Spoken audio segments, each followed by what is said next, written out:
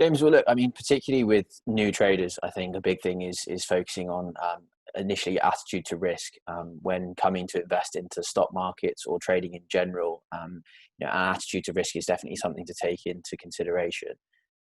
Definitely knowing how much you're willing to invest initially, setting that amount that you're willing to effectively lose, because when you do invest into the stock markets, there will be ups and there will be downs.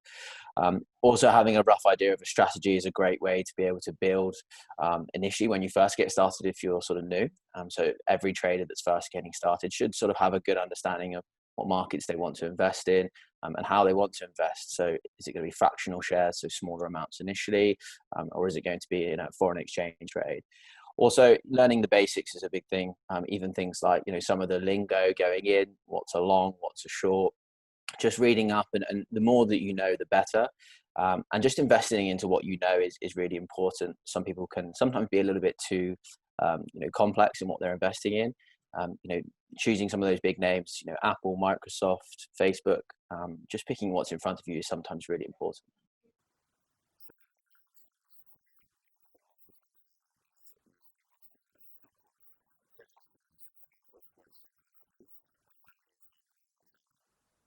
Effectively, a stop loss is something that will allow you to limit your loss on a trade in particular. So, a good example is if you were to invest into Apple shares with $100 and initially you only wanted to actually lose $10 on that trade. If Apple was to fall down by $10, the trade would effectively close. So it's giving you that option to mitigate your risk when you go in. So if you're only willing to risk a small amount initially, then that's something that it can allow you to do. You can do this on a number of different ways as well. We can have what's called a trading stop loss. So if you want to, for example, have the stop loss so it follows your trade up when it goes into profit, that's something you can also do. And also effectively using a stop loss allows you to, like we said earlier, just limit that loss, but also can allow you to stay in profit. For example, when you first go into a trade, if Apple, for example, using that example again, if you invested $100 and Apple was up, say 10%, and you're in $10 in profit, you can actually then set the stop loss to, where you initially opened the trade at $100. So for whatever happens from then on in, all you're going to lose is actually what you've invested. So it's a really great way to be able to just, mitigate risk, but also lock in profits that you've already gained.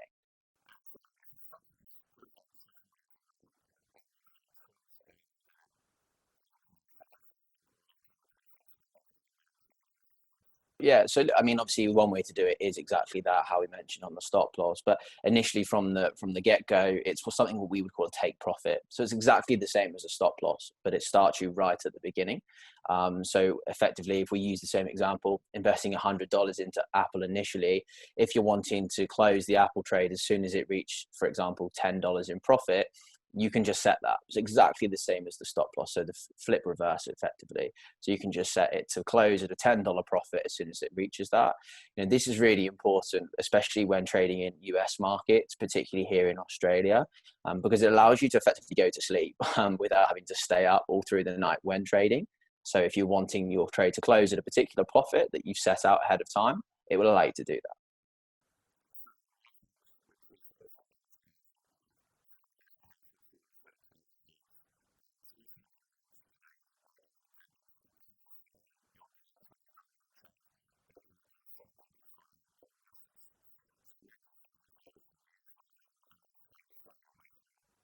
Sure. So with margin and leverage, it's definitely something that doesn't need to be used. So, I mean, the first thing to set out is that it doesn't have to be used. You can use, you can physically purchase a stock if you don't want to use leverage. But as you say, it is a good tool to have in the arsenal if wanting to be used. The first thing that I would always recommend is that people understand exactly what leverage is. And just to read up on it, we mentioned right at the start that understanding the basics is really important. So needing to know what leverage is really important. Effectively, leverage will give you the option to increase your value of a trade. So we'll keep going back to the same example because it's nice and easy. But for example, if we had Apple, if I wanted to invest $100 and then I wanted to use ×5 leverage, it would actually give me a $500 position within Apple. So I'm just timesing my $100 by 5. So I've then got a larger position within Apple. So this is really useful in terms of shorter term trading because it can allow you to sort of amplify gains, but at the same time, it does mean that your losses are also amplified. So rather than just investing the $100, you're actually having a position that's worth $500. So for example, if the trade goes down by 10%, you're actually losing $50 rather than $10 of your initially invested amount. So you can use leverage in short-term examples such as trading on stocks, potentially around things like earnings season that we're going through at the moment, because we see big movements in some of the stocks. Apple, for example, moved up 10% last week, as well as Facebook were up 9%. So in the shorter term, it is a good way to be able to gain an overall increased amount in terms of profit. But as I mentioned a minute ago, it can sort of increase your losses on the downside as well. I would definitely recommend using it on something like a virtual account to begin with, just so you understand the movements and the process. And it's always set to be able to use a stop loss. So stop loss is always set. So it essentially mitigates your risk. So you always know how much you're going to lose. So that's when stop losses are really key when trading on leverage, because obviously it will stop you losing more than you initially wanted.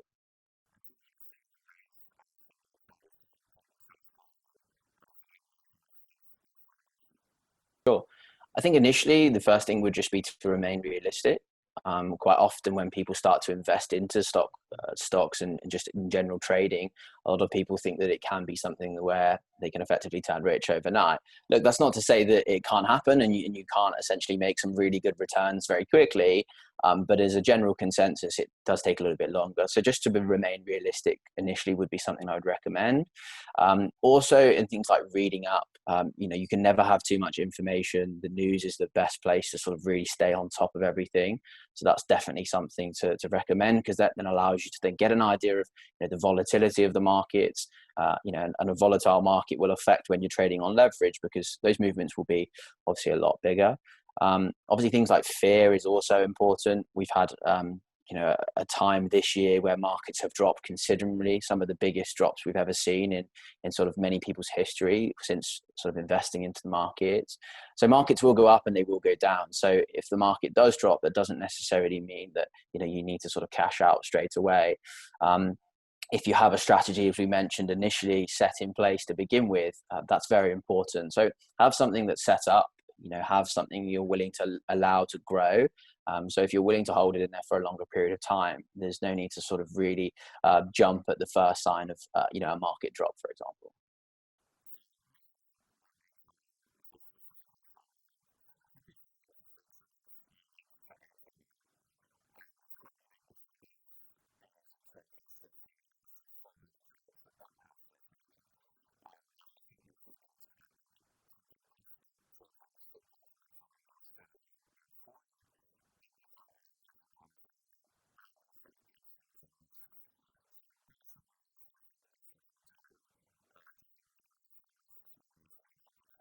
Yeah, so especially with copy trading, you mentioned it there, James, that it's very useful tool, especially here for Australians, because the market is open very late in the US. So effectively, you can just sit back and follow somebody else. So what we have at eToro is a popular investor program. So this is the first sign of what eToro does to effectively look after sort of the traders, investing into copy traders. So the popular investor program will effectively manage the traders who are able to be copied.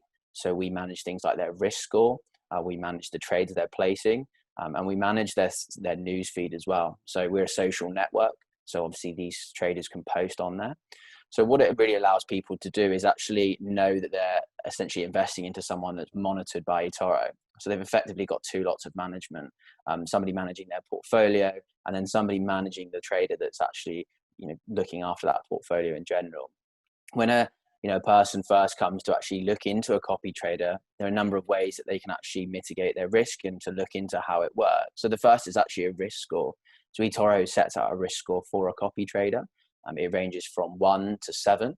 And what it will allow you to do is actually view exactly what risk score these sort of copy traders are taking. If you're looking for a lot more low risk, then you would obviously focus on that lower end of the scale. If you're looking to take a little bit more to sort of medium to high risk, we'd obviously then focus on somebody with sort of that higher risk sort of score. And we allow you to filter that down to actually find out who these people are. The second is also you can actually view everything about sort of the portfolio for that copy trader. So you can actually focus on what their strategy is, which is set out in every copy trader's bio. We tell you exactly what their strategy is. It'll also allow you to view exactly what's in their portfolio. So you can effectively just snoop into what somebody is investing in, but obviously you want to know exactly what that person is investing in before you decide to copy them. So this is really useful because if there's trade in that particular portfolio, or if there's an investment that you're not so keen on, then you can obviously then move on to the next copy trader to then monitor them. The last thing that I would also say that is really important is that you can actually communicate. So the reason why eToro has the copy trader facility is it's very similar to having a managed investment. Having a managed investment has usually cost a lot of money in previous times, and it's been very difficult to actually communicate with somebody. If you wanted to contact, for example, a portfolio manager at a big investment bank, you'd probably have to pay a lot of money to it. The aspect with eToro is that you can actually communicate with your copy trader at any point via the newsfeed. You can ask questions, you can reach out, and they will quite frequently post about what they're trading in. So this really allows transparency, the whole way through, because not only can you communicate, you can actually see the person's portfolio. If you just want to ask a general question about trading, then the copy traders are more than welcome to answer any of your questions and help you out.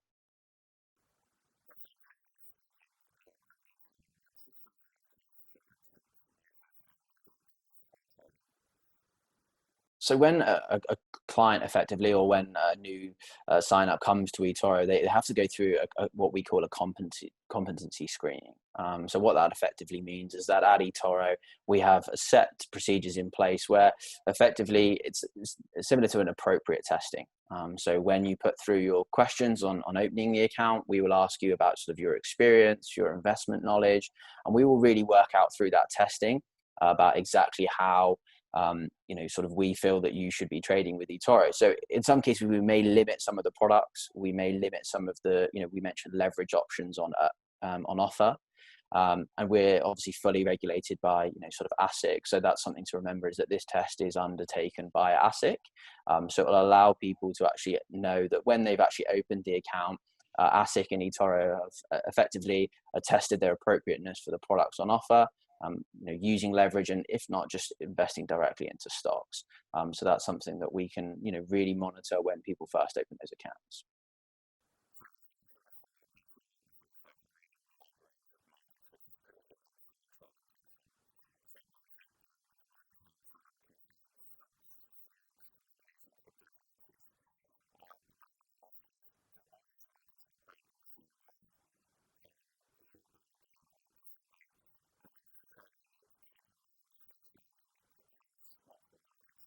Yeah, look, I mean, all markets are absolutely different. So no one market will trade the same.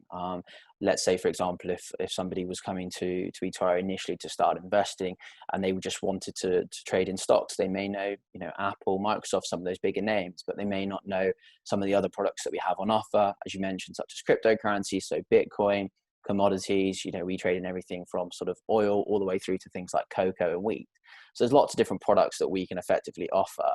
It's just about understanding that product. Again, if you don't understand or know the product, I definitely wouldn't recommend investing into it. All markets react differently and trade in different ways. So it can come down to things like volatility. So, cryptocurrency is likely to move much quicker than what a share normally would. So, for example, Bitcoin just last week actually moved up around about $1,000 in just sort of a couple of hours, which is a very, very quick movement, whereas some of the stocks are likely to move less quickly. So it comes down to things like volatility and risk, and just understanding the markets that you are investing in.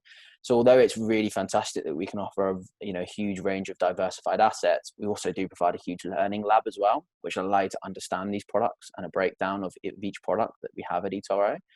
So definitely understanding each market before you invest into it, because the last thing you want to do is buy sort of cocoa without actually understanding what it is you're investing in.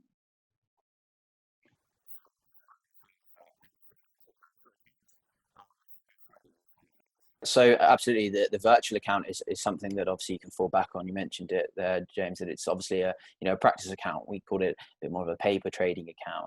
So every account at eToro has 100,000 US dollars for practice. So you can effectively trade how you would. The difference with a virtual account is obviously it takes away a little bit in terms of emotion. So you're not trading with your own cash. But what it does allow you to do is, moving back to what we said a moment ago regarding those markets, is it actually allow you to trade on to markets to understand the movements, the volatility, and exactly how it works. So I would always recommend trading on it as if you were actually going to be trading on your own account, setting stop losses, setting take profits, using it exactly how you would on a normal account, and especially monitoring it just like you would as well. Trading in the same products, I wouldn't recommend going and trading, really high leverage trades with, high valued positions if you weren't going to invest that. Set out, although you have $100,000 in the account, set out what you're wanting to trade in. If you're going to deposit $10,000 into the account, then use the virtual account with $10,000 and trade onto markets that you're interested in trading. This will really give you an idea of how markets move, how obviously your stop losses will work, and when to sort of take profits. Obviously, a big part of trading is knowing your sort of goals, and that practice account can really allow you to sort of set that up early, and just focus on when you want these positions to close. And as we said, just how those markets really move, because that's an important factor.